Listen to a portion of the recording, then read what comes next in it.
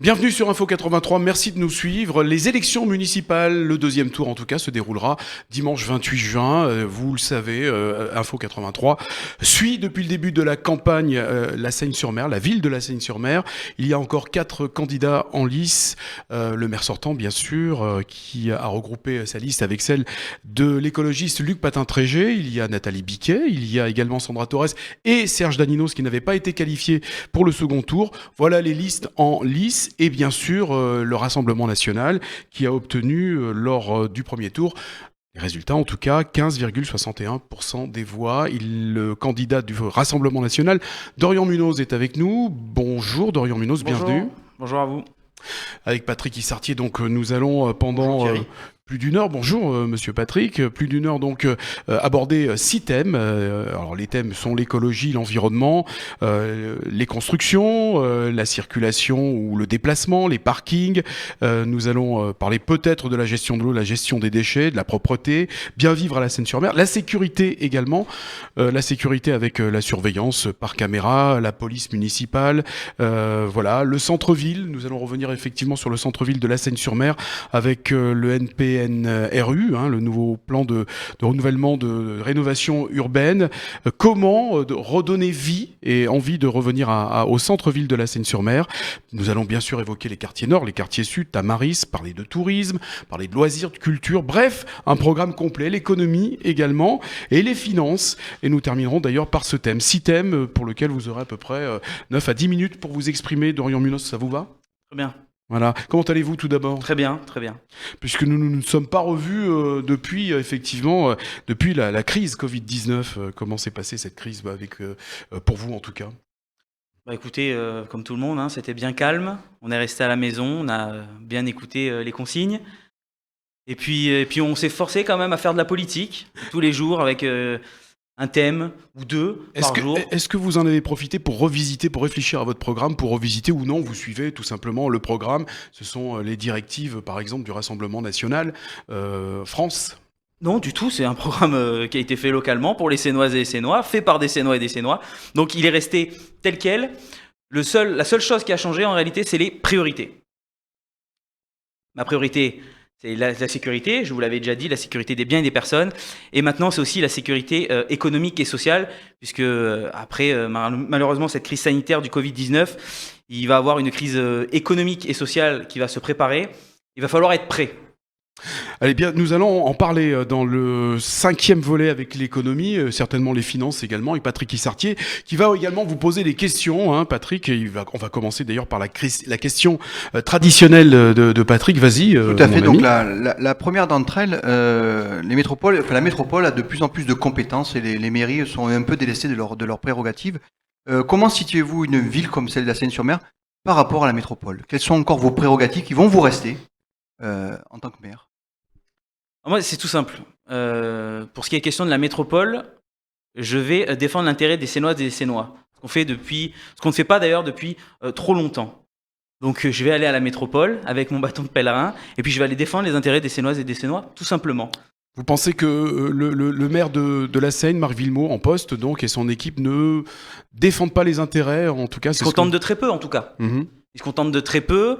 On est quand même la 2e ville de la métropole et on a très peu de retombées. On a concentré beaucoup de pauvreté dans notre ville et pas beaucoup de richesse. Il va falloir qu'on inverse ce processus. Je reprécise un petit peu plus ma question, c'est quelles sont les prérogatives ? C'est-à-dire qu'est-ce qui vous est attribué en tant que maire d'une ville et qu'est-ce qui est dévolu à une métropole, l'urbanisme, etc. Est-ce que vous savez ce qui vous reste ? Oui, il reste la sécurité, il reste quand même l'urbanisme, parce que le PLU est signé à la métropole, mais je vous rappelle quand même que c'est sur décision des maires de chaque ville. Il y a les voiries aussi, parce qu'on a des voiries communales qui restent communales, on a des parkings qui restent communaux. Voilà, on a plein de choses. L'économie, le rayonnement de notre ville. Donc tout cela, c'est des moyens de faire rayonner la Seine-sur-Mer dans la métropole, et on va utiliser tous ces moyens. Alors le Rassemblement national, si vous êtes élu, sera je veux dire, vous serez à la Seine, les seuls représentants du Rassemblement national à la métropole.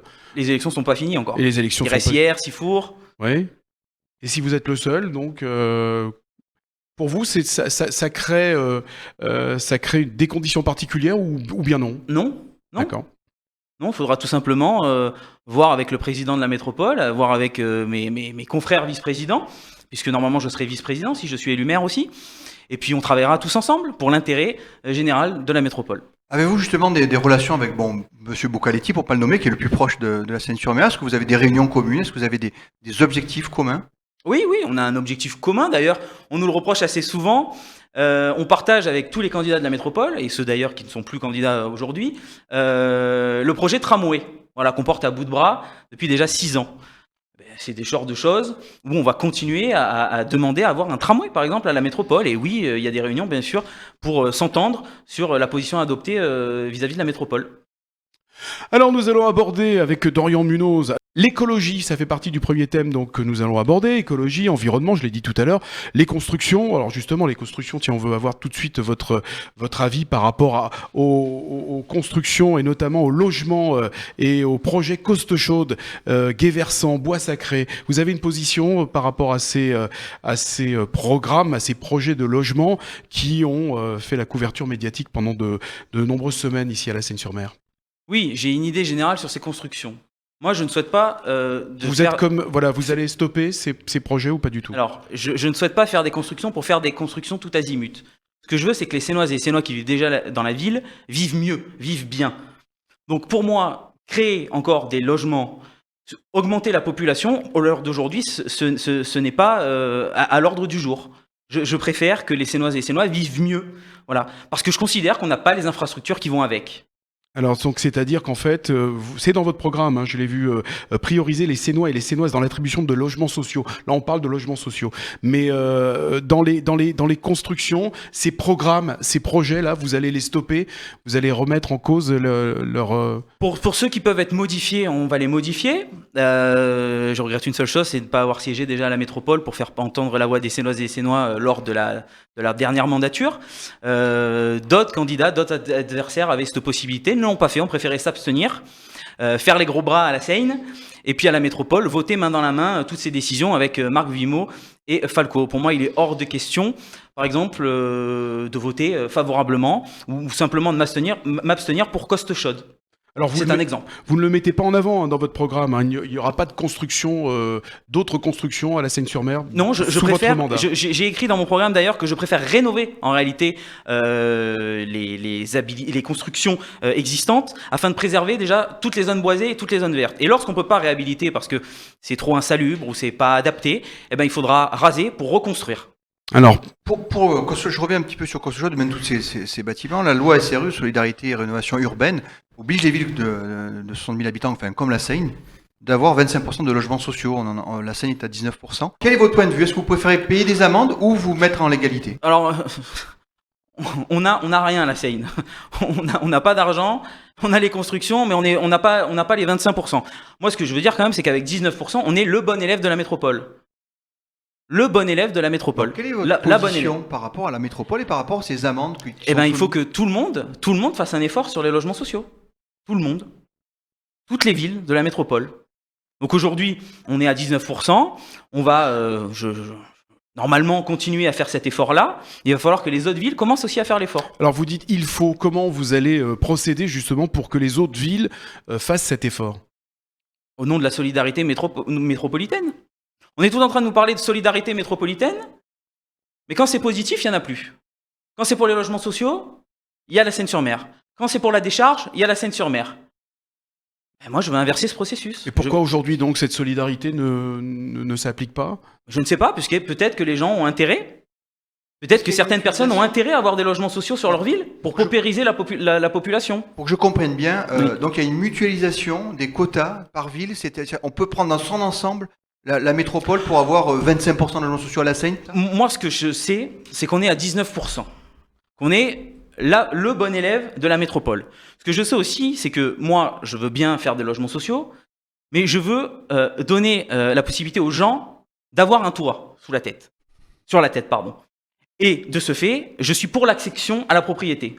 L'accession sociale à la propriété. C'est-à-dire que vous payez un loyer pendant 15, 20 ans, et à la fin, vous êtes propriétaire de votre logement. Voilà, ça c'est ce que je veux pour la population. Après, on peut dire oui, on peut mettre toujours plus de logements sociaux, on peut de plus en plus bétonner la ville, on peut avoir de plus en plus de bouchons. Mais aujourd'hui, ce n'est pas la solution. Alors justement, vous parlez de bouchons. Dans ce thème écologie, on a englobé également la circulation ou le déplacement. Ça peut englober également les déplacements mode doux, hein, les parkings également. Qu'est-ce qui va changer à ce sujet à la Seyne-sur-Mer? Est-ce que vous allez modifier le sens de circulation à la Seyne-sur-Mer, Oui. comme dans les programmes d'autres candidats, on l'a vu également? Oui, dans mon programme, il y a écrit modification du plan de circulation, une réorganisation du plan de circulation. Je pense, j'ai un exemple tout bête qui me vient à la tête, l'ancien rond-point Kennedy. Ben, je pense qu'il va falloir à un moment ou à un autre rouvrir ce rond-point Kennedy pour pouvoir revenir sur le port quand on le veut et remonter la ville quand on veut, d'où on veut en réalité. Là, on est obligé de faire le tour par une petite rue, c'est exigu, on passe devant une école, c'est dangereux. Je pense qu'il y a des choses qui sont inadaptées. La circulation sur le port, vous la laissez telle quelle? Moi, je suis très attaché à la démocratie. Donc, À la démocratie directe. Donc, je vais faire des études. Il y aura une commission pour un pont et une commission d'études pour un souterrain. Et je ferai un référendum local à ce sujet pour demander aux Sénois la meilleure solution, d'après eux. Vous allez agir par référendum. Oui, par référendum. D'ailleurs, c'est dans mon programme, démocratie directe et vie des quartiers. Vous avez abordé brièvement le projet du tramway qui vous tient à cœur, à vous Oui. et à votre père, Monsieur Bocaliti. Alors, comment il s'articule ce projet des tramways? Comment vous allez le financer et qui va le financer? Est-ce que vous allez travailler avec TPM? votre père PAIR. Hein, Oui, PAIR. N'embrouillez pas les téléspectateurs. Non, oui, bien sûr, ça va se jouer avec la métropole. C'est à nous d'aller convaincre le président, la majorité, pour lui montrer que le tramway, c'est la solution. C'est la solution. C'est complémentaire d'ailleurs avec le réseau Mistral qui est déjà développé et les bateaux-bus qui sont dans la rade. Il faut absolument ce tramway. Il faut absolument ce tramway pour changer les choses. Vous aurez toujours des bouchons, vous aurez toujours des problèmes de circulation tant que ce tramway ne sera pas fait. J'ai l'intention de porter ce projet, oui, au plus près à la métropole. L'écologie, dans votre programme, puisqu'on a évoqué là, les constructions, on a évoqué les déplacements. Les déplacements, par exemple, en mode doux, vous allez favoriser ce type de Oui. déplacement? Oui. Alors, il y a les pistes cyclables. Ça, c'est une chose. Ça se verra aussi avec la métropole en partie. Moi, je suis Donc pour là la aussi, piste cyclable qui part des Sablettes, qui vient jusqu'au Oui, centre-ville, par la Corniche. Janas Pourquoi pas, également. par Janas. Ouais, pour relier tous les bassins de vie de la ville. Là aussi, c'est acté ou vous dites pourquoi pas? Donc c'est pas acté, ça va être Si. soumis à un référendum là Oui, aussi? oui, aux pistes cyclables. Est-ce que c'est la priorité? Je ne pense pas aujourd'hui. Mais oui, aux pistes cyclables. La priorité en écologie, quelle est-elle pour vous? La priorité en écologie, c'est déjà arrêter les constructions tout azimut. Voilà, donc Une ça, on chose. en a parlé. C'est aussi créer une charte verte entre la municipalité, la population et les spécialistes de la question, les spécialistes de l'écologie. Alors la charte verte, c'est pour les organisateurs de manifestations sur la commune, Ça, c'est mais un- pas que. Ça, pas que. En fait, cette charte sera aussi pour les organisateurs de manifestations, mais ça sera un cahier des charges. C'est-à-dire que dans le cahier des charges des organisateurs des manifestations sur la commune, de l'ensemble des manifestations sur la commune, il y aura un volet environnement. Vous souhaitez aussi mettre sur des bâtiments communaux des panneaux photovoltaïques. Oui, pourquoi pas? Des récupérateurs d'eau de pluie Comment aussi. vous allez déjà les financer? Est-ce que c'est déjà acté? Est-ce que vous avez déjà repéré les bâtiments? Comment ça va se passer? C'est un investissement, tout simplement. C'est un investissement. Vous investissez dans des LED, vous investissez dans des panneaux photovoltaïques. C'est un investissement à faire. Mais après, une fois que ce coût est passé, vous avez quand même des économies à faire avec. Vous avez budgétisé à peu près Non, ça se fera au cas par cas, ça se fera au moment venu et dès qu'on pourra. Donc, C'est-à-dire, si dès qu'on vous aura êtes une somme élu- allouée, on fera ces modifications petit Si à vous petit. êtes élu, vous budgétisez des achats Oui. de panneaux photovoltaïques. Mais j'attends pour ça d'avoir fait l'audit financier. Dans mon programme, il est écrit que j'allais faire un audit financier pour avoir une situation, une vue économique de la ville et ses capacités surtout, ses capacités économiques. Et ça sera fait par un ancien préfet de région qui connaît très bien la Seine-sur-Mer. Qui se nomme, si on peut le nommer. Un préfet de région qui connaît très bien la Seine. Donc vous allez d'abord voir un petit peu l'état des lieux. Bien sûr, mais savoir où on met les pieds, en priorité. Ça, c'est important, effectivement. Alors, on parle beaucoup d'écologie et puis on va clore d'ailleurs ce sujet, puisque on a eu la petite sonnerie qui nous indique que le temps imparti est terminé. Généralement, lorsqu'on parle d'écologie, on parle beaucoup aussi de plantation d'arbres, là aussi, végétalisation de la ville. En tout cas, du mobilier urbain. Bien sûr, favorable à des coulées vertes, notamment au centre-ville. Je veux un centre-ville vert. Et puis en plus, pour toutes les questions de chaleur, pour toutes les questions d'environnement, eh ben, il va falloir utiliser tout simplement la nature avec des essences méditerranéennes. Et oui, en effet, en profiter pour changer le mobilier urbain et le rendre plus vert. La gestion de l'eau, juste aussi dernière question, la gestion de l'eau. Certains candidats souhaitent et disent qu'il faut boire l'eau du robinet de la ville. Ou quel est votre point de vue par rapport à la gestion de l'eau? Mon point de vue, il est simple. Pourquoi ne pas économiser l'eau quand on peut? Je vous en ai parlé tout à l'heure, la récupération d'eau de pluie, très important pour arroser les coulées vertes, les futures coulées vertes et les jardinières déjà mis en place, pour, par exemple, utiliser l'eau dans des systèmes secondaires, style chasse d'eau, arrosage. Quand on peut faire et qu'on a les moyens d'économiser l'eau, bien évidemment qu'il faut le faire. Pas de gaspillage. Non, je pense que c'est, à l'heure d'aujourd'hui, c'est une hérésie. Bien, Dorian Munoz, pour ce volet écologique, et bien sûr, il y a votre programme avec d'autres points que vous développez. La sécurité maintenant, la sécurité, donc ça passe par une augmentation des effectifs de policiers municipaux, là aussi, là c'est acté, où vous allez attendre l'audit. Alors, bien évidemment, il y aura une audit, mais c'est une de mes priorités, la sécurité des biens et des personnes. Pourquoi j'augmente les effectifs de police? Pas pour faire beau, c'est parce que je veux une police municipale présente 24 heures sur 24, ce qui n'est pas le cas aujourd'hui. Nous sommes la deuxième ville du Var, nous n'avons pas de police la nuit.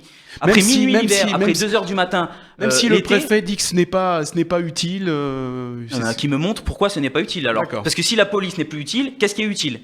En tout cas, pas 24 heures sur 24, c'est ce que... pas 24 heures sur 24, quand vous avez des nuisances sonores, des rodéos sauvages en scooter, comme moi, on m'a remonté l'information plusieurs fois, par exemple dans le sud de la ville, pour pas citer Marvivo, eh ben oui, c'est utile d'avoir une brigade de nuit, un véhicule de nuit qui tourne et qui arrête ce bazar. Vous avez à peu près compté l'effectif qui vous fera supplémentaire? Oui, on est à une 60aine d'agents, il en faudrait une 100aine. Donc plus 40. Pour que ce soit plus 40%. Comment vous allez financer ces plus 40 ans? En faisant des efforts budgétaires, tout simplement. Voilà. À combien estimez-vous une vie? Voilà, c'est ça la question aujourd'hui. À combien estimez-vous une vie? Quand je vois encore qu'il y a un gamin de 7 ans qui a pris un plomb derrière la tête. Est-ce une situation normale en 2020? Je ne pense pas. Je suis un homme politique responsable, j'ai des priorités, on fera un effort. La coordination avec la police nationale aussi, Oui, je suis totalement pour. Et pas qu'en période électorale, comme actuellement. Oui, forcément, c'est complémentaire. Parce que dans certains domaines, la police municipale est limitée. Et c'est bien normal. Vous voulez mettre aussi des caméras? Oui, des caméras de vidéosurveillance. Augmenter le nombre. Pourquoi? Arriver à 200 caméras de vidéosurveillance, ça me semble un bon chiffre pour pouvoir couvrir l'ensemble du territoire. Voilà. Actuellement, on n'a pas 200 caméras et on en a beaucoup qui sont en panne. Et surtout, et ça j'insiste, il n'y a personne derrière à partir d'une certaine heure. Et moi, je veux des opérateurs vidéo 24 heures sur 24. Parce que c'est un outil de prévention formidable. C'est un outil d'information sur le moment important, puisque c'est un relais avec le terrain. Et enfin, c'est un outil d'enquête inestimable. Vous avez des images, des preuves, vous pouvez travailler là-dessus. Beaucoup d'incivilités sont produites à la Seine-sur-Mer, des déjections canines, on jette maintenant les masques chirurgicaux. Est-ce que vous voulez être inflexible là-dessus? Est-ce que vous voulez tolérance zéro? Tolérance zéro, oui, parce que c'est une minorité qui, encore une fois, qui pourrit la vie d'une majorité. Et je me refuse à croire que tous les Sénois et Sénois sont sales. Et donc cette minorité, c'est un peu le principe du pollueur-payeur. Vous polluez, vous payez. Voilà, ce qui est normal en réalité. Dans une société normale, c'est les solutions adaptées. C'est ce dont va être en charge la brigade que vous souhaitez créer, la brigade des incivilités. Oui. Alors, de qui sera-t-elle constituée? C'est quoi? Ce sont des policiers municipaux? Ce sont des... C'est une milice? C'est quoi? Oui, vous savez, c'est pas très fin de dire que ça va être une milice, mais bon, je vous l'accorde. Non, en réalité, je veux une police municipale présente 24 heures sur 24. Donc j'augmente les effectifs de police. Dans cette augmentation d'effectifs de policiers municipaux, il y aura certains qui seront chargés des brigades des incivilités. Mais la brigade des incivilités, en réalité, elle travaille H24, 7 jours sur 7, quelque part. Parce que quand vous avez une nuisance sonore en pleine nuit, c'est aussi de l'incivilité. Quand vous avez des scooters qui font des rodéos sur les voies secondaires, c'est aussi de l'incivilité. Quand vous avez des détritus, des dépôts d'ordures, c'est aussi de l'incivilité. Comment vous allez le traiter? Vous allez faire des photos, vous allez faire des enquêtes sur des détritus, justement, prendre les papiers, regarder ces documents? Oui, comme ça a été fait au Luc. Au Luc, ville gérée par le Rassemblement national, il y avait un problème de dépôt sauvage d'ordures. les agents ont mis les gants, et puis sont allés fouiller dans les sacs, puis ont trouvé, et puis ont mis une amende à la personne concernée. Voilà, maintenant le problème est quasiment réglé, on peut le dire. Parcours aussi écologique, environnemental, déplacement multimodal. Vous voulez développer des voies secondaires. Alors, voies secondaires, c'est-à-dire? Les voies secondaires, c'est par définition les voies qui ne sont pas principales, c'est-à-dire tous les petits chemins de traverse. Les communales, celles qui sont communales, voir avec mes services pour les arranger, pour peut-être remettre les sécuriser aussi, puisqu'on parle de sécurité. Oui, bien sûr, les sécuriser, mettre s'il faut des dodanes, des feux rouges, des feux temporaires. Et puis pour celles qui sont à la métropole, aller demander à la métropole pour qu'on modifie ces voies. Quand vous allez à Sifour, à Olioul, les voies secondaires sont assez quand même développées. Je ne veux pas en faire une autoroute. Je veux faire une route où il n'y a pas de risque de circuler, où on peut un minimum se croiser, ce qui n'est pas le cas aujourd'hui à la Seine-sur-Mer. Deuxième ville du Var, je le rappelle, il y a certaines voies secondaires, vous ne passez pas à 2 voitures. Vous avez déjà identifié ces voies secondaires, enfin pour partie? Oui, chemin d'Artaud à Pigné, il y en a énormément. Donc en fait. Là aussi, vous voulez faire en réalité, si vous prenez un schéma de la ville, c'est tous les axes est-ouest, dans la majorité des cas. D'accord. Et là aussi, vous voulez faire participer la métropole? Bien sûr, quand c'est des voies métropolitaines, je suis bien obligé. D'accord. Alors pour ce sujet également, la sécurité, hein, il est inscrit dans votre programme, hein, puisque nous nous basons sur votre programme, la surveillance accrue des centres de migrants de la ville. Oui. Est-ce que vous pouvez nous développer Alors, d'ailleurs, je tiens à préciser pour le terme milice, hein, pour moi, dans mon esprit, c'est pas forcément un retour sur les heures sombres de l'histoire de France. Vous n'auriez pas osé. Non, oui, je n'aurais pas osé, c'est tout simplement une police auxiliaire. Donc voilà, c'était plutôt Non, le pas sens. de police auxiliaire. Voilà, c'était plutôt le sens de ma remarque. Il y a des mots qui existent en France, ils sont pas forcément tous ramenés à la Seconde Guerre mondiale ou en tout cas aux heures sombres de l'histoire française. On est bien d'accord. Donc pour ces centres de migrants, cette surveillance accrue, donc pourquoi tout d'abord et comment ça va s'opérer? Tout simplement. Et c'est important. Je suis quelqu'un de pragmatique. Oui, c'est important. Et c'est important pour 2 points et je vais développer ça. Il y a un certain nombre de centres de migrants sur la ville. Saint-Elme, etc., etc. Moi, ce que je veux, je ne veux pas que la situation dégénère. Voilà. À Fréjus, il y a eu un... C'est en prévention. C'est de la prévention. Il y avait un centre de migrants à Fréjus. Il y a eu quelques soucis pendant 2-3 jours. Et puis le maire Rassemblement National, David Rachin, a réglé ça très rapidement. Mais c'est aussi, et parce que vous l'avez dit, c'est des mineurs. Il a réglé ça très rapidement, c'est-à-dire qu'en quelques mois. Il a pris un arrêté, il a pris il a fait faire des patrouilles. Il y a déjà eu des dégradations, vous avez déjà constaté des dégradations? Un peu de dégradation, oui, en effet aussi. À côté de Saint-Elme, déjà eu des dégradations, oui. il y a eu des plaintes qui ont été... Non, pas Saint-Elme. Pas Saint-Elme. Mais c'est de la prévention. Et ensuite, c'est parce que dans beaucoup de cas, dans la majorité des cas, ce sont des mineurs. Et c'est aussi pour leur propre sécurité. Voilà. Moi, je pars du principe que quand on est mineur, on vous surveille un minimum. Bien sûr. Donc ce centre-là, vous voulez le fermer, si vous êtes maire, vous voulez en faire quoi? Si je pouvais, je le fermerais, oui. Sauf que c'est le préfet qui prend la décision. Et la surveillance, la surveillance va se faire de quelle manière? C'est rien, c'est lors des patrouilles, par exemple, de nuit. D'accord. Passer plusieurs fois dans la nuit pour voir si ça tout va bien. Partie des Travailler aussi avec missions les éducateurs. Pourquoi pas avoir le numéro des éducateurs et que les éducateurs aient les numéros de la ligne directe de la police municipale? C'est aussi une protection pour eux. Alors, dans la sécurité toujours, hein, puisqu'il nous reste une toute petite minute, alors c'est un sujet qui a fait l'actualité, en plus de clé d'étranglement, a dit le ministre de l'Intérieur, Christophe Castaner. Vous, tous les agents seraient dotés de pistolets à impulsion électrique, donc des tasers, c'est ça? Pas tous les agents, ceux qui ont reçu la formation adéquate. Ceux qui ont reçu la formation. Bien évidemment. Oui, j'étais en avance, sans faire exprès, puisque le programme date de septembre. Mais vous pensiez à ça, justement, à supprimer cette clé d'étranglement? Non, je ne pensais pas à ça. Cette façon d'interpeller, non? Je ne pensais pas à ça. Moi, ce que je pensais... Pourquoi avez-vous pensé à ça? Tout simplement, je suis quelqu'un de pragmatique. Entre l'équipement de la police municipale, entre le bâton de défense, qu'on appelle tonfa, vous savez, le bâton coudé, et l'arme de service, le 9 mm, il faut bien quelque chose entre. Parce que autant je veux que la police municipale fasse son boulot correctement et dans de bonnes conditions, autant je ne veux pas non plus que ce soit des cow-boys. Il est hors de question que ce soit des cow-boys, des shérifs. Donc entre le 9 mm et le bâton de sécurité, il y a une arme, le pistolet à impulsion électrique, c'est un moyen, je veux leur donner tous les moyens de faire correctement leur travail, c'est un des moyens. Vous connaissez des villes qui les utilisent? Oui, il y a beaucoup de police municipale. Fréjus, par exemple Fréjus, honnêtement, je ne pourrais pas vous dire Fréjus, mais je sais que Toulouse, par exemple, où j'ai fait mes études, ils y sont. Voilà pour cette partie sécurité d'Orion Munoz. En tout cas, merci d'avoir répondu à ces questions.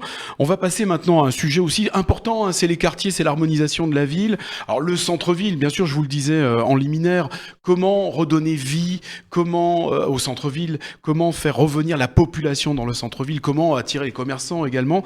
Alors il y a donc le plan de rénovation urbain, le nouveau plan de rénovation urbain qui va apporter, alors on a des chiffres de 40 millions, on a des chiffres de 200 millions par la métropole étalés sur une vingtaine d'années. On a en tout cas 15 millions. Hein. Donc comment quel est votre plan pour le centre-ville? Que va devenir le centre-ville de La Seyne-sur-Mer sous votre mandature d'Orion Munoz si vous êtes élu? Alors j'ai un projet phare pour le centre-ville, je l'ai déjà dit, piétoniser entièrement le centre-ville. Alors le centre-ville, on est bien d'accord parce que tout à l'heure, alors le centre-ville, il y a le centre ancien et le centre-ville. Donc c'est le centre ancien. Ça va aller de quel endroit à quel endroit? Alors, par exemple du quai Hoche jusqu'à la place... Donc plus aucune circulation dans cet espace. Si, de la circulation pour remonter le centre-ville et pour descendre le centre-ville. Bien évidemment, je vais prévoir des zones de livraison, des accès avec des bornes électriques pour les livraisons. Il est bien évidemment qu'il n'est pas question d'étouffer les commerçants, encore plus. Vous voulez favoriser justement, en parlant des commerçants, vous voulez favoriser leur implantation. Alors comment ça va s'articuler? Comment ça va se traduire? Tout simplement, quand je vais être, si je suis élu, si j'ai la chance d'être élu, je vais créer un office municipal du commerce. Tout simplement, pour renseigner, accompagner les commerçants qui sont déjà en place et accompagner dans leur démarche ceux qui veulent s'installer dans le centre-ville. Cet office municipal, elle sera piloté par les commerçants eux-mêmes. Ça sera une office communal, mais les commerçants auront pleinement leur droit de parole et leur droit d'action. Je vais leur donner les moyens humains et financiers, tout simplement, de faire correctement leur travail dans de bonnes conditions. Cet office municipal, elle a des missions un peu premières, qui est favoriser les commerces locaux, les produits régionaux, les entrepreneurs sénois, du cru, en préemptant certains locaux vides pour installer des commerces. Refaire aussi un marché provençal. On parle beaucoup de l'époque du marché provençal de la Seine. Là, actuellement, c'est pas un marché provençal. Hein, Pour vous, c'est pas un marché provençal? C'est un fantôme de marché provençal. Oui, il est vide. Avant, il montait au-dessus, jusqu'en haut des maristes. C'était plein à craquer. Il y avait des gens de toute la métropole, de toute la région. De loin, un petit peu comme le marché de Sanary. Exactement. Et c'est ça que je veux redonner. Une qualité à ce marché. C'est plus du tout un marché provençal. C'est un marché de forains. Alors comment vous allez faire pour le repeupler, entre guillemets? Tout simplement en allant chercher les forains, en leur disant, ben voilà, tel jour, vous pouvez venir au marché de la Seine, vous avez une place, on va mettre toutes les conditions pour que vous puissiez bien travailler et faire votre chiffre. Mais le forain viendra s'il y a du monde, s'il y a du client. C'est des lois économiques, ça. Oui, mais c'est un cercle vertueux. Ça commence toujours petit et ça finit fort. Il va falloir déjà aussi caster, si j'ose dire. Donc c'est faire viennent. attention aux produits qui sont proposés, c'est ça? Bien sûr. On vit dans une région qui a une identité forte. La Provence, le Sud. Je pense que les gens, quand ils viennent visiter, les personnes de l'extérieur, ils viennent retrouver ça quelque part. Donc, en castant les forains et en leur demandant, avec un cahier des charges un peu uniforme pour tout le monde, je pense qu'on peut retrouver vite une qualité de marché. C'est ce droit de préemption municipale dont vous parlez dans votre programme, justement, il s'appliquera là pour les marchés? Non, ça c'est pour les locaux vides. C'est uniquement les locaux, ok, d'accord. Non, parce que je voyais que vous le ville faisiez va également pour les racheter, produits donc la- régionaux, vous le faites pour les produits régionaux, c'est pour ça que je vous posais la question. Pour les produits régionaux, oui. Mais que pour les locaux vides, Oui, d'accord. pour les locaux vides, pour qu'il y ait ramener de la vie dans ces locaux, pour qu'il y ait un centre, un bassin de vie, un véritable bassin de vie. Préempter, c'est que vous rachetez les locaux. Avec quels moyens? Avec les moyens de l'office communal que je vais mettre en place, avec des économies à faire. Une fois que j'aurai mis en place, moi, le commerçant, qu'on l'aura lancé, qu'on l'aura aidé à construire son projet, eh ben, il se débrouillera par lui-même. Alors le centre-ville, donc piéton, on l'a bien compris, piéton. Alors au niveau des logements, est-ce que vous allez là aussi, comme le proposent certains de d'autres candidats, vos concurrents, relever la gamme, remonter en gamme, puisqu'il y aura du logement social? Vous parliez tout à l'heure de réhabiliter. Alors justement, ça, au centre-ville, on est vraiment dans ce cas de figure, c'est vraiment le cas d'espèce. C'est d'ailleurs pour ça que j'ai mis établir un bilan des constructions insalubres, notamment au centre-ville. Voilà, je ne veux pas qu'il arrive des malheurs comme à Marseille, malheureusement. Et là aussi, ça sera l'accession à la propriété? Oui, on rénovera ou on reconstruira et on fera de l'accession sociale à la propriété. Oui, en priorité, pour permettre à un jeune couple de pouvoir s'installer, d'avoir un toit sous la tête, de pouvoir fonder une famille. C'est tout ce simplement. que vous souhaitez privilégier comme on va dire, population, c'est-à-dire au centre-ville des familles, des jeunes couples Oui, plutôt. de la jeunesse, oui. Oui, des gens qui travaillent, des gens qui développent, qui aident au développement économique de notre ville. Il y a quand même un parc privé quand même au centre-ville. Vous ne pouvez pas, faire de l'ingérence sur du parc privé. Non, mais je n'ai jamais parlé d'ingérence sur les parcs privés. Moi, j'ai dit que j'allais faire un bilan des constructions insalubres, aux propriétaires de prendre leurs responsabilités. On prendra notre responsabilité, on montrera l'exemple, mais il faudra aussi que les propriétaires privés se posent les bonnes questions avant qu'il y ait un drame. Alors, Ça, par contre, c'est mon rôle de les prévenir. dirigeons-nous vers les quartiers, d'autres quartiers, les quartiers nord par exemple, le quartier de Berthe. Qu'est-ce qui va changer sous votre mandature au quartier de Berthe, ou alors est-ce que vous allez laisser en l'état? J'aime pas mettre en compétition les quartiers. Je ne les mets pas en compétition. Oui, mais en réalité, on voyage là. On va d'un quartier à le l'autre. projet que j'ai pour la Seine, D'accord. c'est un projet qui s'applique à tout le monde. Global. Pas aux gens du sud, pas aux gens du centre-ville. À tout le monde. Donc et pour ce quartier-là, donc Moi, ce que je veux, c'est du boulot. Aujourd'hui, l'objectif, c'est de donner du boulot aux gens. Demandez à quelqu'un s'il veut être assisté ou s'il veut avoir un boulot, consommer et avoir une famille. Eh ben, il va vous répondre, je veux consommer, je veux avoir une famille, je veux avoir un travail, je veux vivre, tout simplement. Et moi, c'est ça que je veux leur offrir. Donc l'aménagement du quartier nord, il a déjà été aidé par des subventions différentes. Est-ce que vous voulez continuer cet aménagement ou vous laissez en l'état? Il y a des problèmes de rats aussi. C'est votre point de vue sur ce quartier nord? Les rats, que ce soit d'ailleurs dans le quartier nord ou au centre-ville, ou même au sud, c'est inadmissible. Moi, je peux vous montrer des endroits dans le sud où il y a aussi des rats. C'est un fléau, comme les pigeons d'ailleurs. On a tendance un peu à se moquer de mon idée de pigeonnier contraceptif. N'empêche que les pigeons, ça fait des dégâts. Quoi qu'on en dise. Des dégâts olfactifs, des dégâts visuels, ça abîme les façades, c'est sale, c'est porteur de maladies, comme les rats. Sauf qu'en plus, ça vole. Donc c'est au-dessus de nos têtes. Donc bien évidemment que ce problème quartier de... nord. Le quartier nord. Alors j'y reviens. Le quartier nord, bien évidemment qu'il faudra trouver une solution pour dératiser la ville. Bien évidemment. Maintenant, oui, comme vous l'avez dit, le nord de la ville a déjà eu son projet de rénovation. Et j'aimerais vraiment axer ça sur le centre-ville maintenant, parce que c'est le centre-ville qui accuse un retard monstre. Donc pour vous, vous figez le quartier nord? Non, je ne fige rien du tout. Moi, ce que je veux, en priorité, c'est leur donner du travail à ces gens-là. D'accord. Je veux qu'ils travaillent, parce que c'est ça qu'ils demandent. Moi, quand je vais à leur rencontre, c'est du boulot qu'ils veulent. C'est vivre correctement, comme tout le monde. Justement, quel est l'accueil justement quand vous faites vos meetings ou vous tractez au marché de Berthe, mettons, quel est l'accueil de la population qui vous croise? Pas mauvais. Pas mauvais, comme dans tous les quartiers de la ville. Pas mauvais, parce qu'ils ont conscience. Ils vous demandent quoi? Ils me demandent en priorité de trouver des solutions économiques. C'est ça qui inquiète les gens. On va parler donc maintenant de quartier sud et de Tamaris. Alors la corniche de Tamaris, là aussi ça a fait les titres de la presse, Info 83 ou Var Matin d'ailleurs. Tamaris, que va devenir la corniche Tamaris, Michel Pacha, sous la mandature de Dorian Munoz? Déjà, il faudrait qu'elle soit rénovée. Voilà. Et ça justement, je pense que c'est le vous vœu y de tout atteler? le monde. Oui, bien sûr. On va travailler avec la métropole, avec les gens concernés. Alors par les 40 millions spécialistes. d'euros, on le répète, 40 millions d'euros ont été alloués, donc les travaux commenceront sous la mandature de Dorian Munoz. Je m'en félicite et on continuera dans cet effort-là. Il faut que tout le monde pousse dans le même sens. Je suis très content, si je suis élu, que 40 millions soient alloués à la corniche de Tamaris. Il va falloir aussi faire un effort du côté de la municipalité. Il va falloir développer tout cela. Il va falloir remettre en état aussi de notre côté. Il va falloir emmener les gens. Il va falloir faire découvrir le Sud. Il va falloir mettre en avant l'aquaculture. Par exemple, on a les meilleures huîtres de France. Tout cela, c'est un travail de fond. C'est un travail de fond, ça ne va pas se faire du jour au lendemain, mais il faut s'y atteler. Piste cyclable aussi, corniche? Piste cyclable, oui, bien sûr. Ça serait complètement idiot de refaire la corniche de Tamaris et de ne pas mettre de piste cyclable. D'ailleurs, je crois qu'il y a une pétition qui circule à propos. Et je suis favorable. Merci Dorian Munoz pour cette partie donc de l'urbanisation de la Seine-sur-Mer. On va rester sur la corniche Tamaris parce que c'est la mer, bien sûr. La mer, c'est le tourisme et on arrive bien sûr à la période estivale. Le tourisme, c'est important pour la Seine-sur-Mer. Bien sûr que c'est important. Bien sûr que c'est important. C'est l'activité principale de notre ville, le tourisme. Donc on a 22 km de côte, 22 km de mer Méditerranée. L'objectif, il est là. La richesse, elle est là. Vous avez dit que c'est votre priorité du reste, le tourisme. Hein. Le développement économique. Mais bien évidemment, le développement économique ne se fera pas sans tourisme. Comme elle se fera pas sans l'installation de sociétés dans le high-tech ou dans le maritime. Voilà. Aller chercher des sociétés du monde entier. Pourquoi pas faire une mini Silicon Valley? C'est quoi pour vous, Dorian Munoz, une ville touristique?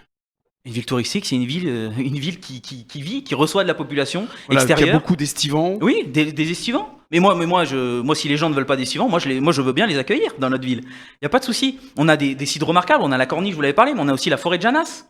Voilà, on a une histoire aussi à la Seine, une histoire riche, une identité provençale importante.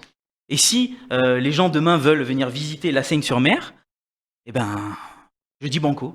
Voilà, avec cette crise sanitaire qui va devenir une crise économique, sociale, sociétale, est-ce que vous voulez accélérer le tourisme? On se rend compte que les Français vont pas partir et vont venir surtout, certainement dans le sud de la France. Est-ce que vous voulez accélérer la qualité d'accueil du tourisme à la Seine-sur-Mer? Sans parler d'accélérer, c'est déjà sauver la saison estivale. Alors, moi, je pense aux petites TPE, aux PME, qui doivent survivre après la crise du Covid-19. Et moi, c'est mon rôle en tant qu'homme politique responsable de les accompagner. Donc oui, l'accueil du tourisme, la qualité du tourisme, la bienveillance de nos commerçants, oui, tout mettre en place. Les prix dans les restaurants, la qualité, la propreté de nos plages. Alors quel est votre point de vue?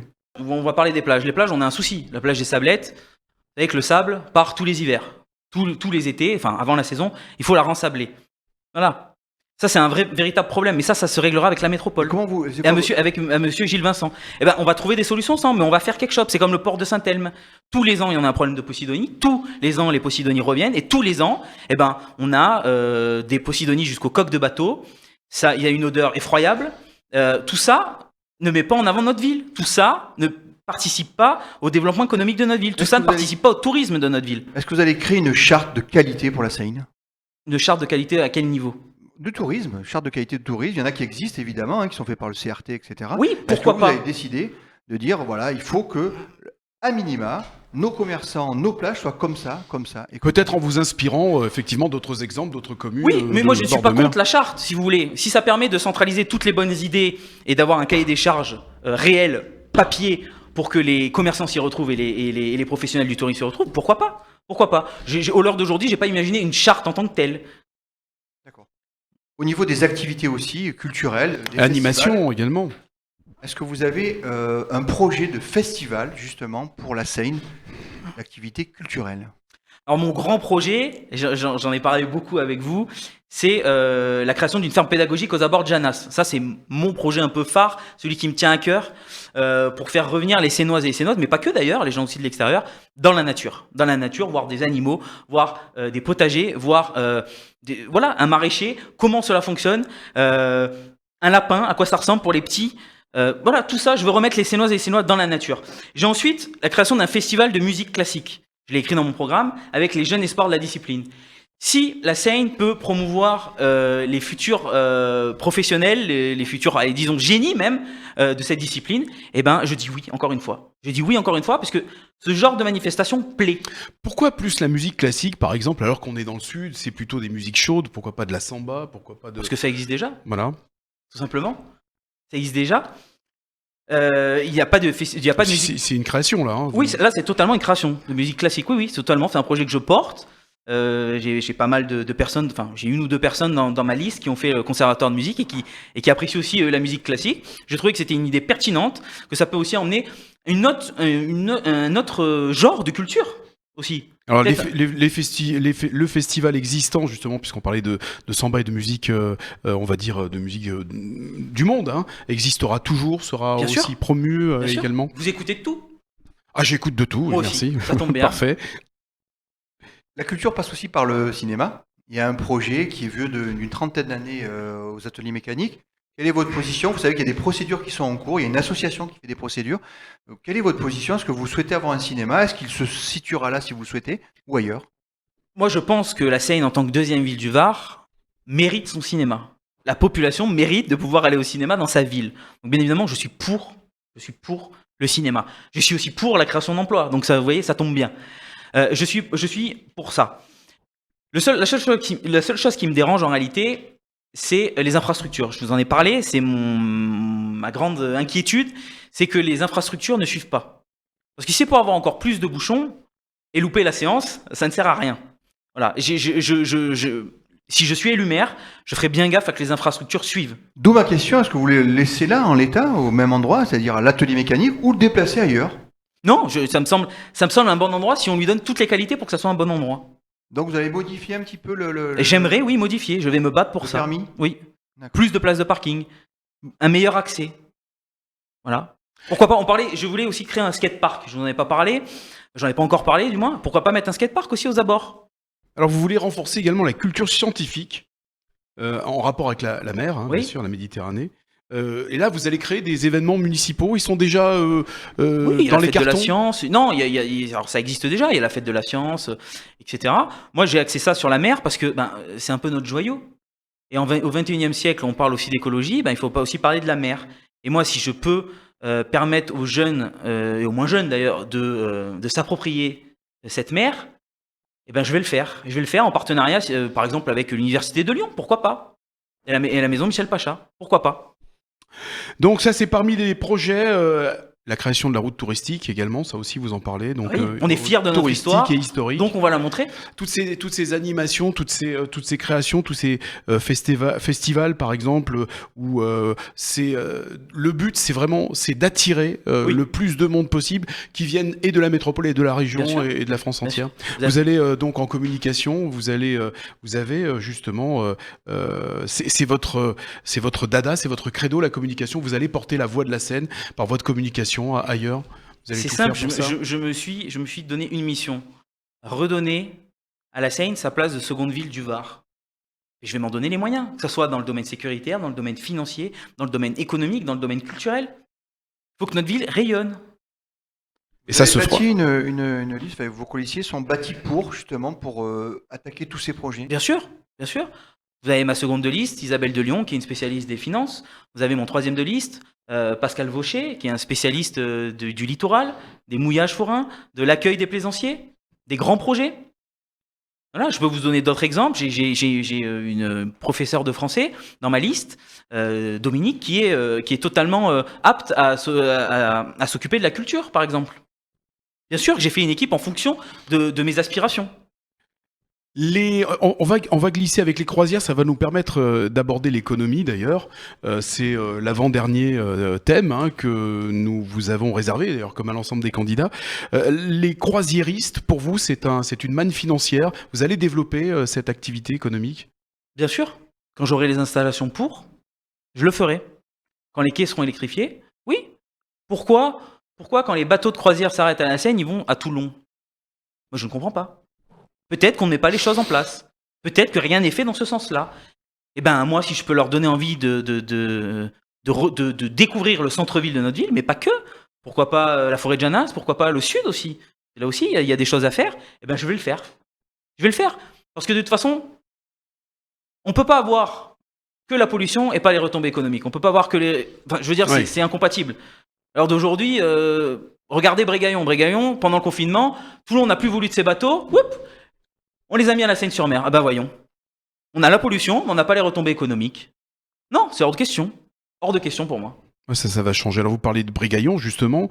Alors certains voient un Régis de la mer à Brégaillon, un Ringis, pardon, et non pas un Régis, un Ringis de la mer. C'est important d'articuler. Pardon à tous les Régis qui nous écoutent et qui nous regardent surtout. Pour Brégaillon, vous, Dorian Munoz, qu'est-ce que vous allez faire?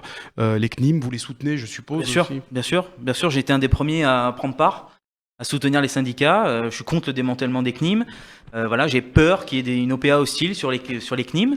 Donc voilà, j'ai pris la défense très tôt. En même temps que ces syndicats, on peut pas m'accuser que c'est soit politiquement les plus rapprochés de moi, mais je les soutiens dans leur combat. Et Brégaillon, oui, en effet, vous avez raison, il faut le développer. Il faut le développer parce que c'est un outil formidable. Alors comment faire pour faire venir des entreprises En justement créant des partenariats, en allant chercher des jumelages avec d'autres villes. Pourquoi pas Odessa en Ukraine ou en Turquie? Pourquoi ne pas créer des lignes? Voilà, je sais que à l'est de l'Europe, ils ont beaucoup de soucis avec Marseille parce qu'il faut aller sur la ligne ferroviaire. Enfin, il y a plein de complications techniques qui sont un peu longues à développer et que je maîtrise pas d'ailleurs forcément parce qu'il faut être vraiment du métier. Mais moi, ce que je sais, c'est que l'autoroute est à côté de Brégaillon.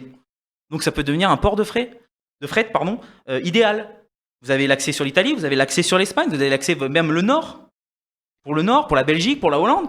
Donc il faut développer tout ça. Brégaillon n'a pas vocation à rester un garage à bateaux. Quelle est l'urgence économique pour vous demain? Sauver la Aujourd'hui. saison estivale. Sauver la saison estivale d'après-Covid. Par quel moyen? Par quel moyen? Alors, la première chose, c'est de mettre un comité de pilotage, de soutien, en urgence. En urgence pour encadrer les commerçants, pour leur demander, ils ont besoin de quoi? Vous avez besoin de quoi? Comment peut-on vous aider à que la saison se passe au mieux? Ça, c'est la priorité. Vous avez émis l'idée de faire un plan Marshall. Le plan Marshall, c'est-à-dire que vous demandez à des sociétés extérieures qui vous aident, qui financent, et puis après, évidemment, vous êtes en droit de retourner ou de consommer chez les gens qui vous ont aidé. Alors, comment ça va s'articuler, ce fameux plan Marshall pour la Seine? Ce plan Marshall, c'est aller chercher l'argent là où il est. Et l'argent, il est dans les collectivités partenaires. La métropole, le département, la région. Au-delà? Au-delà, oui, pourquoi pas. Le privé aussi, vous allez chercher du financement privé? Je suis pas contre les partenariats publics-privés. Moi, je suis quelqu'un de pragmatique.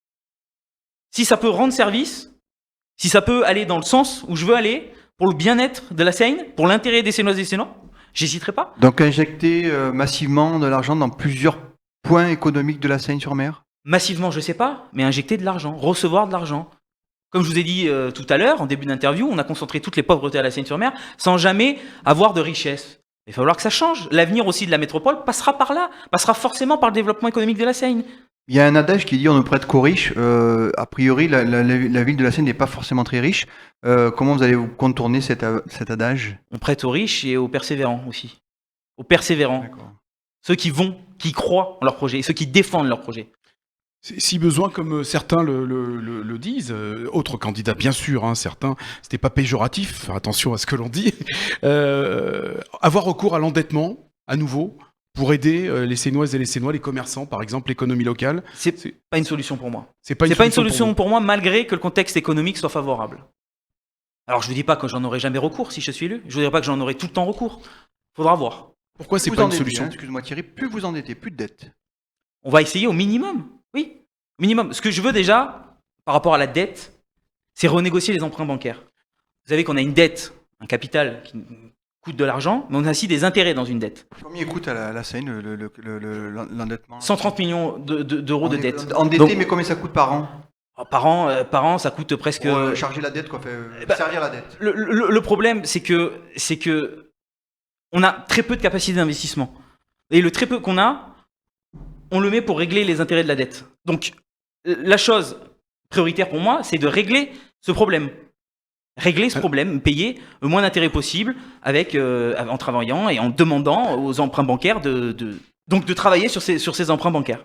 Non, simplement, je voulais dire que ça faisait partie du thème suivant. Donc, mais on va y revenir parce que c'est intéressant. Donc, on a compris l'économie, surtout pour vous, c'est ce que vous nous disiez tout à l'heure, ou alors j'ai mal compris, c'est surtout le centre-ville. C'est important, d'abord, le centre-ville, de développer, redévelopper le centre-ville. Oui, bien sûr.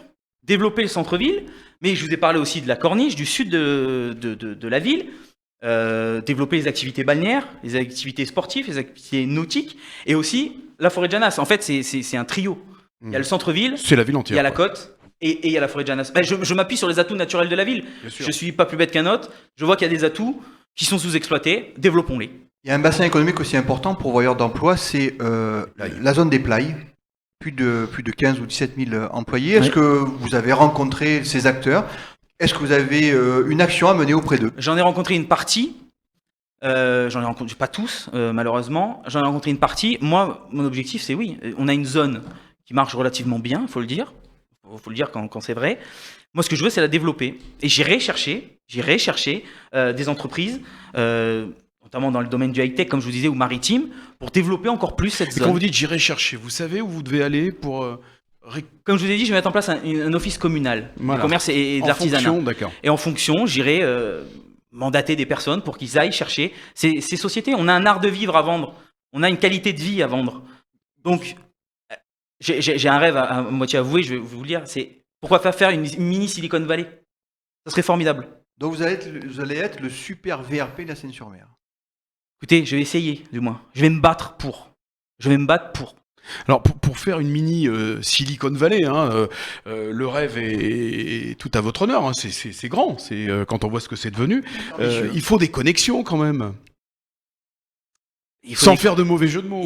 Il faut des connexions. Bien évidemment qu'il faut des connexions, mais on n'est pas plus bête que les autres, non?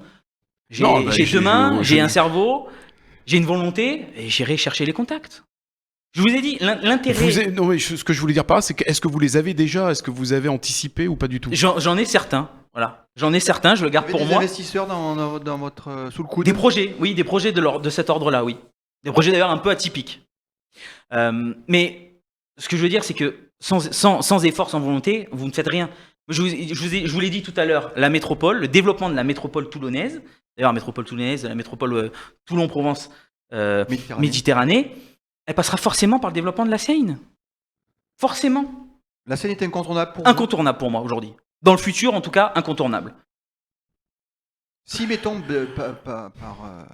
Monsieur Bocalitier, vous-même, vous prenez les villes de la Seine et de Sifour respectivement, est-ce que vous allez encore plus fortement peser sur TPM économiquement, en menaçant peut-être de vous retirer de cette métropole, ou non, vous allez rester quand même dans la métropole et puis... Non, mais nous on menace personne. On peut menacer, fait du... Non, mais c'est un poids. Vous allez avoir quand même un poids, parce que bon, il faut une continuité territoriale. C'était pour vous dire qu'on n'était pas une association de malfaiteurs. Mais on l'entendait bien ainsi, hein, Dorian. Non, mais certains candidats ne l'entendent pas ainsi, c'est pour ça que je le dis. Je me fais un peu plaisir, vous m'excusez. Bien sûr qu'on va peser, puisqu'on représentera 2 villes. Donc bien évidemment qu'on a des projets communs, bien évidemment qu'on va aller dans le même sens. C'est mon souhait, c'est son souhait, et que il faudra forcément passer par nous. On ne pourra pas nous ignorer, en tout cas. Ça, vous pouvez me l'accorder, on ne pourra pas nous ignorer, et il faudra quelque part nous donner des gages aussi, de bonne volonté. L'économie, selon Dorian Munoz, en tout cas, c'est dans son programme et son envie, sa motivation. Les finances de la ville, maintenant, ça c'est un domaine qui est cher à Patrick Issartier. C'est le ministre des Finances d'Info 83. Alors les finances, on a abordé déjà l'endettement de la ville. Pour vous, l'état de la ville, par rapport justement à ce que a déclaré Marc Villemot, qui a tenu à rétablir un petit peu les choses. Dernièrement, sur son blog, vous êtes d'accord avec lui, la ville, c'est cohérent ce qu'il nous dit, ce sont les vrais chiffres. Ce que je remarque, c'est que ça va toujours mieux en période électorale, les chiffres. Ça, c'est quand même magnifique. Ça va toujours mieux. Moi, ce que je vois quand même, c'est qu'il y a presque plus de 2000 € de dette par habitant. Il y a toujours une dette énorme. Il y a toujours... Elle a baissé quand même. Oui, non, mais elle a baissé, d'accord, mais on est monté tellement haut qu'elle peut que baisser à un moment. Je veux dire, on ne peut pas atteindre des sommets stratosphériques. Je vois qu'il y a une pression fiscale importante. Je vois aussi qu'on a une capacité d'investissement aujourd'hui qui est amoindrie. Oui. Bon ben voilà, moi il a beau me dire ce qu'il veut sur son blog, monsieur le maire, je vois qu'en 12 ans, la situation ne s'est pas non plus arrangée. Ou très peu. C'est pas ce qu'il dit, hein. C'est pas ce qu'il dit. C'est pas ce qu'il dit, lui. Parle pour lui, parce que vraiment, les courbes se dégraissent quant à l'endettement de la ville.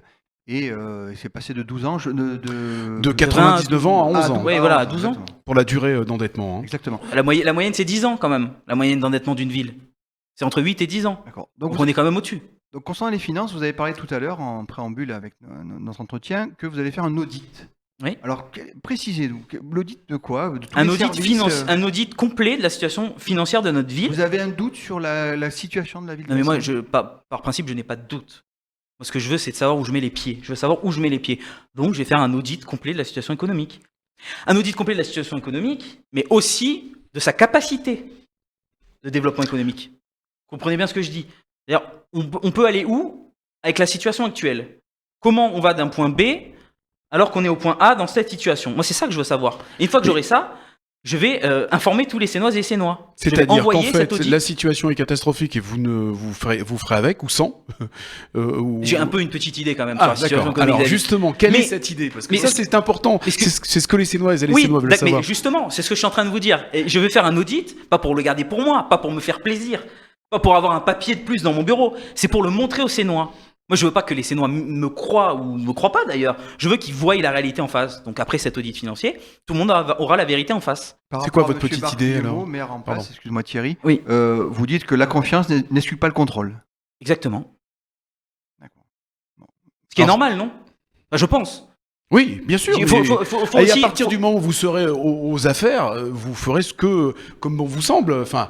Comme bon, puisque ce sont les citoyens qui vous ont mandaté, et donc vous les avez avertis, vous les aurez avertis. Alors c'est quoi cette petite idée? C'est que la situation n'est pas au beau fixe, hein, vous l'aurez compris. Et je vais encore le répéter, mais 130 millions d'euros de dette, plus de 2000 euros de dette par habitant, une capacité d'investissement faible, une pression fiscale importante qui repose sur les Sénoises et les Sénois. Voilà, moi ce que je veux, c'est aujourd'hui dire aux Sénoises et aux Sénois, je n'augmenterai pas les impôts. Voilà. Et si je peux, et ça c'est mon petit rêve aussi, un peu personnel, baisser de façon même symbolique les impôts, la pression fiscale, leur donner un signe d'apaisement aux Sénoises et aux Sénois. Même si on entre justement dans cette période d'après-Covid, dans cette crise financière qui nous est annoncée, même si elle n'est pas encore réelle, enfin tout dépend de ce qu'on entend par crise financière aussi, même donc dans ce cas de figure-là, vous baisserez, vous serez à même de baisser les impôts. Si possible, j'ai dit. Si possible. Si possible, en fin de mandat. Donc le possible. J'essaie d'être réaliste aussi, parce qu'on ne peut pas dire tout et n'importe quoi. Si en fin de mandat, je peux montrer un signe d'apaisement fiscal, je le ferai. Vous avez dit aussi que vous allez négocier les prêts bancaires, certainement les taux de prêts bancaires. Ouais. Est-ce que vous savez aujourd'hui à quel taux on emprunte et à quel taux Aujourd'hui, je vous l'ai dit, la situation financière est plutôt positive, plutôt favorable. Presque à 0% aujourd'hui. On emprunte. Donc il n'y a pas de marge de manœuvre pour gagner un peu de marge financière sur les taux bancaires. Justement, en renégociant les emprunts maintenant, en disant voilà, aujourd'hui on a une situation telle. On a emprunté à l'époque à temps. Est-ce qu'on ne peut pas voir pour avoir des marges de manœuvre? Voilà, tout simplement. Mais si on n'essayait pas, on n'aura pas, de toute façon. Un volet financier aussi, on a posé des questions à tous les candidats. Bon, vous avez expliqué que vous n'augmenterez pas les impôts, voire vous les baisserez en fin de mandat. Ouais. Si possible. Le conseil municipal désigne les indemnités du maire et de ses colistiers, enfin du conseil dans sa totalité. Est-ce que vous souhaitez augmenter les indemnités, les allocations prévues au maire et ses membres du conseil municipal, les baisser ou les garder en l'état? Non, je ne les augmenterai pas. Déjà, là, je peux vous répondre clairement, je n'augmenterai pas les indemnités des adjoints, des conseillers municipaux ou du maire. De là à les baisser, je ne sais pas, il faut voir ça. Il faut voir ça et vraiment discuter. Je ne veux pas aussi être démagogue. Je veux dire, c'est un travail à plein temps, maire de la seconde ville du Var, ou adjoint délégué à, par exemple, je sais pas, aux finances ou à n'importe quel domaine. C'est un métier. Donc c'est pas non plus n'importe quoi, c'est du temps, c'est souvent sur du temps de travail. Donc là honnêtement, je peux pas vous donner une réponse claire et nette. Ce qui est sûr, c'est pas d'augmentation. Alors parmi également, dans ce thème, parmi les propositions que vous faites dans votre programme, il y a contrôler de façon régulière les subventions accordées aux associations. Oui. Alors ça, vous allez avoir un œil, vraiment, contrôler les associations. C'est important, pourquoi donc C'est important parce que déjà, c'est pas mon argent. Enfin, en partie, mais c'est l'argent des Sénoises et des Sénois. Donc je me dois... Non, je vous pose la question simplement pour vous l'expliquer à ceux qui vont voter pour vous. Mais vous avez bien fait. Pour avoir une situation claire, voilà, on donne tant d'argent par an à une association, et au moins avoir sa fiche bilan. Qu'est-ce qu'elle a fait avec cet argent? Pourquoi? Dans quel but? Et voilà, de faire des contrôles. Tout simplement. Vous avez un doute sur l'attribution de certaines subventions? J'ai pas un doute, mais par principe, je contrôle, vous l'avez bien vu. La confiance, c'est pas le contrôle, c'est aussi un peu... Voilà, c'est tout simplement. Et puis, c'est pas parce qu'on donne de l'argent à une association qu'on n'est pas obligé de lui demander de rendre des comptes, de lui demander des comptes. On peut lui demander, mais qu'est-ce que vous avez fait avec cet argent? Tout simplement. C'est pas pour ça que la somme d'argent va être impactée l'année d'après, plus ou moins. Ça n'a rien à voir. C'est possible, je vous le cache pas. C'est possible, si on voit qu'on donne de l'argent et que malheureusement il n'y a aucune mission qui a été faite par l'association, ça va commencer à poser problème. Une des clés de bien vivre aussi dans une ville, c'est les associations sportives. Oui. Quel est votre point de vue sur le rugby club sénois, l'USS Sénoise, qui est en fédéral foot, le football, etc. Le football n'a pas le club qu'il mérite. C'est une ville de 66 000 habitants, à une club qui est en niveau régional. Quel est votre point de vue? Mon point de vue, c'est qu'un club sportif, c'est la vitrine d'une ville. Donc, quand un club gagne, c'est la ville qui gagne. Moi, tout ce qui est positif pour ma ville, je suis preneur. Donc bien évidemment qu'on va renforcer l'aide aux vitrines sportives, parce que c'est une vitrine. Donc vous parliez de les subventions pour les clubs sportifs? Pas forcément, mais peut-être qu'on va les aider autrement aussi. Peut-être qu'on va augmenter, on verra. On verra, je ne peux pas vous dire aujourd'hui, oui, je vais augmenter la subvention du SF Sénoise et pas du volleyball. Oui, on attend l'audit. On attend, l'audit financier, et deux, en fonction aussi des résultats de tous ces clubs. Mais voilà. Pour vous, c'est important, les clubs Bien sûr sportifs. que c'est important, je vous dis, c'est la vitrine de la ville. Si demain le club gagne, c'est la ville qui gagne. Et moi, je suis très fier que la ville gagne et que le club gagne. Donc vous me parliez de l'USS Sénoise, ou de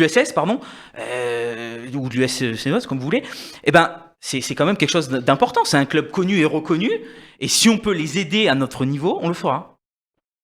Voilà, ou sinon, vous appellerez Mourad Boudjelal qui viendra reprendre le club. Sponsorisé. Il a déjà assez fait avec le football toulonnais, Comme j'ai il le l'impression. fait avec le Sporting, effectivement. D'ailleurs, Mourad Boudjelal, s'il nous entend quand il veut pour une interview, j'arrête pas de l'appeler, mais il ne répond pas. Petit message passé. Voilà. Merci en tout cas, Dorian Munoz. On a clôturé ce thème des finances. Vous vouliez ajouter quelque chose ou pas du tout? On a encore Ou même 30 d'une manière secondes. générale, est-ce que vous souhaitez ajouter un point particulier qu'on n'a pas abordé? Avant que je vous pose les 2 dernières questions, ou Patrick même. C'était pas prévu, mais comme vous me laissez la parole, j'appelle tous les Sénoises et les Sénois à se mobiliser massivement le 28 juin. Je pense que toutes les conditions sanitaires seront présentes. Et donc, si demain, vous souhaitez élire un maire Rassemblement National, un maire qui prend tout l'intérêt des Sénoises et des Sénois, qui prône l'intérêt des Sénoises et des Sénois d'abord, je vous encourage à venir voter pour ma candidature et pour la liste du Rassemblement pour la Seine. D'ailleurs, c'est une inconnue, hein, ça, le taux de participation. On parle justement d'un taux de participation de 30%, un peu plus de 30%, 38%. Ça vous inquiète, ça? Moi, pour le bien-être de la Tout simplement démocratie pour- locale, Voilà, il tout faut qu'il y ait de la simplement pour dire- participation. Moi, je souhaiterais qu'il y ait beaucoup plus de participation. Maintenant, il y aura 38% ou pas, d'ailleurs, on ne sait pas. On saura qu'à la fin de la journée Ouais, dimanche effectivement, 28. On verra. Quelle est la première chose que vous ferez bon, alors on a compris, hormis l'audit, donc ça sera l'audit de toute façon. En même temps, je m'aperçois quand vous posez la question, j'ai déjà la réponse, vous l'avez donnée. Il y a ça et le comité de pilotage Voilà. pour les commerçants et les artisans pour aider à la saison estivale. Voyez, on arrive au terme de l'entretien. Ensuite, Dorian Munoz, si vous êtes élu et comme vous êtes jeune, vous partirez pour combien de mandats? Je sais pas, déjà qu'on fasse un mandat correctement. Est-ce que vous imaginez des mandats à rallonge, comme on l'a vu chez certains maires, 2, 3, 4, Non. 5 mandats? Je n'imagine rien aujourd'hui. Je prends la vie telle qu'elle est. Si demain je suis élu, je ferai mes 6 années sérieusement. Je serai dévoué au maximum pour les Sénoises et les Sénois. Maintenant, si la question suivante, c'est est-ce que vous avez des idées pour 5 ou 10 mandats, je vous dis oui. D'accord. Et si vous n'êtes pas élu, est-ce que vous serez là 6 ans plus tard? On verra dans 6 ans, mais j'avais dit à un de Si, vos bien confrères... sûr, Dieu près de vie, comme on dit. Je vous avais dit, si j'avais la dit à santé est là. un de vos confrères, je suis là pour m'installer durablement dans le paysage politique sénois. Je vais pas changer d'avis. Justement, un retour aussi sur ce même sujet, un retour sur votre expérience maintenant de 2, 3 mois, 6 mois de combat pour ces municipales. Quel est votre point de vue, votre sentiment? Si vous faites un retour un petit peu, comment ça s'est passé, comment vous l'avez vécu? Est-ce que vous avez découvert une situation? Non, j'ai rien découvert. Enfin, j'étais au courant en grande partie de la situation de notre ville, donc je n'ai rien découvert de plus. Par contre, j'ai le sentiment que les Sénoises et les Sénois ont besoin de changement. Et changement, je suis aujourd'hui le seul à pouvoir l'incarner. Tous les autres candidats sont mêlés de près ou de loin à la situation économique, financière, sécuritaire de notre ville. Et que si demain, les Sénoises et les Sénois veulent un véritable électrochoc pour leur ville, ça passe par ma candidature, tout simplement.